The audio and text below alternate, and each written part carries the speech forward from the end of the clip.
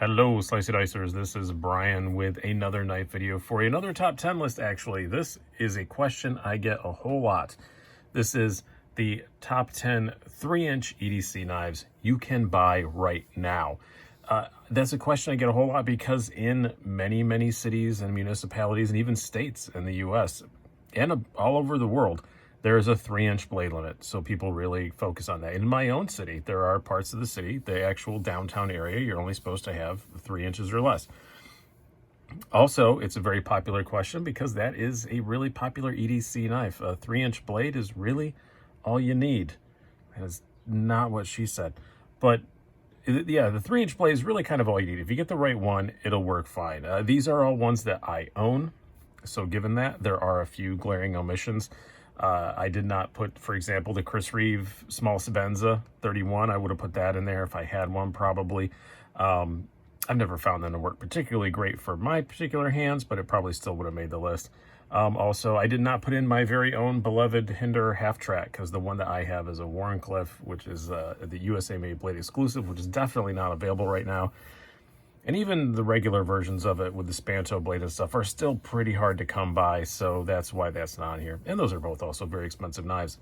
The way this list came out, it wasn't intentional, but there's nothing really too horribly expensive on this list, so I'm pretty happy with that.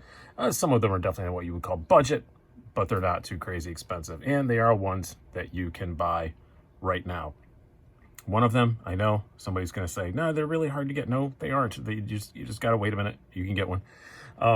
You'll know that one when it comes to it. And also, these are all really close to that 3-inch limit. I didn't want to cheat and put in some 2 3/4, 2.5-inch knives. It could have gotten to be a gigantic list if I did this. So everything is really close to that 3-inch limit. I wanted to, bang for your buck, all that kind of stuff. Let's get going. Some of these are new, some of these are old. We're going to start out with what I would say is definitely one of the more classics. You have the Spyderco Sage 5. Love this knife. Probably my favorite 3-inch Spyderco they make. Taichung, Taiwan. They come in two different versions. This version with the peel ply carbon is $163, dead on 3-inch blade.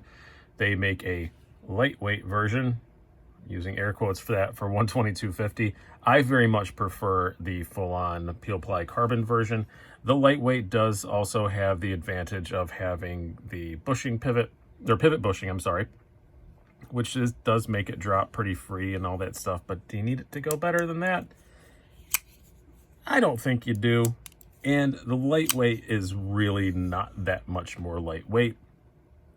And I just like the feel of these scales a lot better than the FRN on the Sage 5 lightweight. It's nice for FRN, but it does still feel and look like fancy plastic, where I think these just feel and look a lot nicer.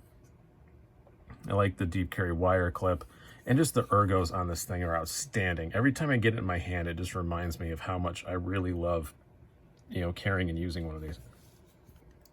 Next up, we will go with something fairly new.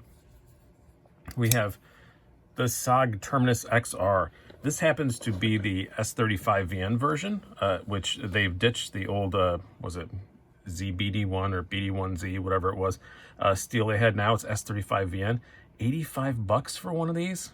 Not bad at all. And yes, it's a SOG. A SOG is on this list. It's a very nice knife. I do like it a whole lot.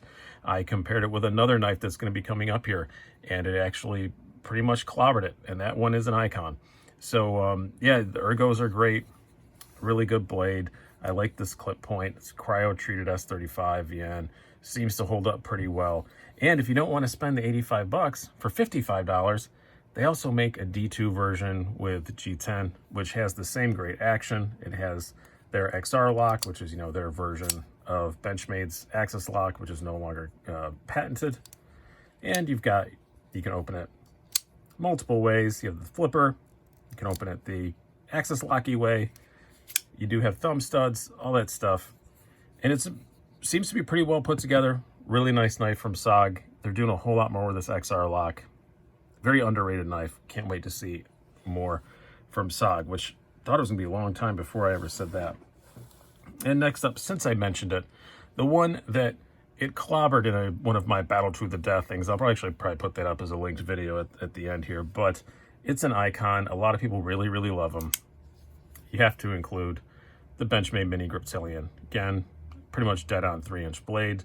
You're looking at $102 for the basic version. They go up and up and up from there. S30V steel, Grivery handles. The only thing I don't like about it is it's never really fit my hands well. I have large size gloves, but skinny fingers, but normal human size palms. And I don't know, it's just never worked that well for me. But everybody really, really does love them. They come in an infinite amount of configurations.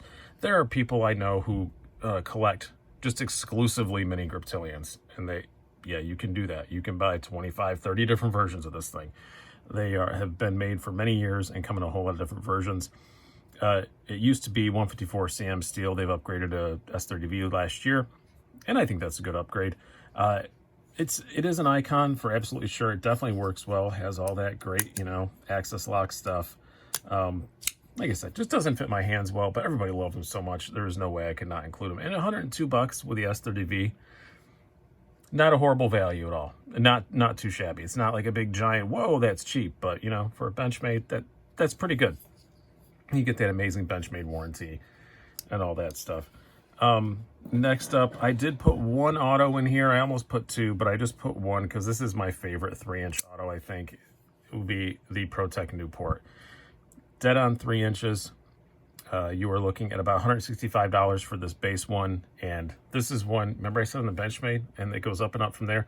This one, it goes up and up and up and up and up and up and up and up. I mean, you can spend a few $1,000s on one of these if you want to, with the custom versions they do with all the scrimshaw and everything in it. And they're beautiful, gorgeous things, but the overall design is the same. S35VN on the Newport, I do like that. You see a lot of 154 cm on Protecs, but this is S35VN, so it's really good steel.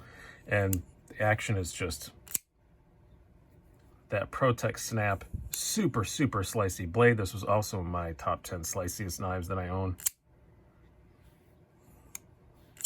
And yeah, there's almost nothing to not like about the Newport, other than I just think this clip is too long. That's the only thing I have to complain about, is the pocket clip's a bit too long. That's it. Next up, we'll grab a budget option here. And this is another, I think, very, very underrated knife. I would say this and the Terminus are the two most underrated knives on this list. The CJRB Mini Feldspar, dead on 3 inches, about $35. Comes in a few different G10 colors. I really like this brown, and with the brass pivot collars, it just looks classy. It's right hand, left hand carry. The action is really good. Just the thumb stud deployment, no flipper on it. It carries really well with this nice deep carry clip. And yeah, they're cheap as chips. They look great. I really, really do like the Mini Feldspar. I like it a lot better than the full. The full size is nice too, but I just like this one so much better. It fits my hands better than the MiniGrip Tillion. And it's just a great freaking knife all around. And it is D2 steel on there. $35. Pretty hard to complain about that. Next up, we will go with one that I've had for a bit, but I don't think I've ever actually featured on the channel, maybe in a live video or something. But I do love it a whole lot. This would be the Giant Mouse Ace Biblio. This is the G10 version. These go for $175. There are titanium versions for $255. There are now also a lot of new, they just launched a whole bunch of new micarta colors. Oh, that blade's dirty, sorry. But just a really good design. Those excellent Jesper Voxnaes ergonomics. I love the jimping partway up the blade. On these 3-inch knives like that, you can just use that little forward finger choil and reach in there, and it's just perfect for little detail stuff. And the ergos are just so good on this thing. They're just unfairly good for a knife this size. Wire clip again, not super deep carry, but I still like it a lot. And the action is pretty good. You have the flipper tab, or you have a deployment hole. So yeah, these things are great. I don't know why I don't feature this more. It's one of those knives that's almost just so good that I don't really have that much more to say about it. So and by the time I got one, I was late to the party, so they've already been reviewed to death. But a great freaking knife. And again, $175 or $255 if you want to get the heavier all metal version. And then next up, I don't think I could do this list without including the TRM Neutron. I love the Neutron. This is the one that I hinted you guys are gonna say, but they're really hard to get. No, they're not really that bad. They do runs every like a couple months. Just pay attention on their Instagram and their Facebook, or sign up for their mailing list. And it's gonna take you 6-8 weeks to get one, but not that much longer than that. And they're just a great freaking knife. No matter how long it takes, they are worth the wait. Super slicey, 20 CV, not horribly priced at all, 169 bucks. And the cool little party trick that you can change the scales all you want. I actually just got this one today. I've been holding this video off to get another one of these because I had one of these and I auctioned it off for charity. And they sent me a set of white scales too. I've already dyed them, but I haven't put them on yet. I did a little two-tone thing on them. The like dark gray into purple, trying to do the slicey dicey thing. It came out all right. It's not great, but I may take another shot at them with another set of spare scales I have. But yeah, you can swap the scales in seconds. I have custom wood ones coming from this, from a guy on Facebook. When those get in, I'll do a video and talk to you about those. But yeah, it takes literally seconds to change those scales. All you do is, you don't have to open up the pivot or anything. You don't have to take the knife apart. 2 T6s over here, remove the pocket clip, and then 2 more T6s under here. Boom, bop, bop, Bob's your uncle, and you can change the scales. It literally takes 20-30 seconds. Action on them is really good. And then it's just one of the sliciest blades you're ever going to find. Very thin blade stock, that 20 CV, great ergos. Love the Neutron. Yeah, I auctioned mine off for charity, and then really missed it immediately. Spoiler alert, shipping error, and one got lost. They sent me another one. I wound up with 2 of these today, so there's going to be another charity auction for one of these Sunday night on Brews and Blades. So if you're watching, here's your way early alert to be on at 8 p.m. Eastern time, because I'm going to be auctioning off another one of these. Not this one with the amber scales, but another one. So keep an eye out for that. All right, done whispering now. Did you hear all that? Now we are going to go with a true classic. We have, can't do one of these lists without the Ontario Wrap Model 2. This is the R2D2 and D2 steel. You're looking at about 40 bucks for one of these. For 30 bucks, you can get the AUS 8 version. You can find these whole lots of places. I think they even have them at some Walmarts. They're not super common at Walmarts, but Walmart does stock these sometimes. And just a great little knife. The ergos are fantastic. Just that nice, simple drop point blade. The action for just running on washers is amazing. That snappiness that you get out of a rat is just so, it's just so distinctive. No other knife feels like this. Even knives that are a whole lot more expensive don't exactly nail that kind of action, that kind of perfect detent for phosphor bronze washers. Just fantastic. Deep carries enough, and it's just a timeless knife. I'm always gonna, this thing makes so many top 10 lists. It's always going to, for as long as they keep making them. It's just fantastic. And next up, we will have another Spyderco, the new semi-new, I guess now. It's been out for a couple years now. The Para 3 lightweight. This is the standard BT1 version. There are several different other versions available and more coming.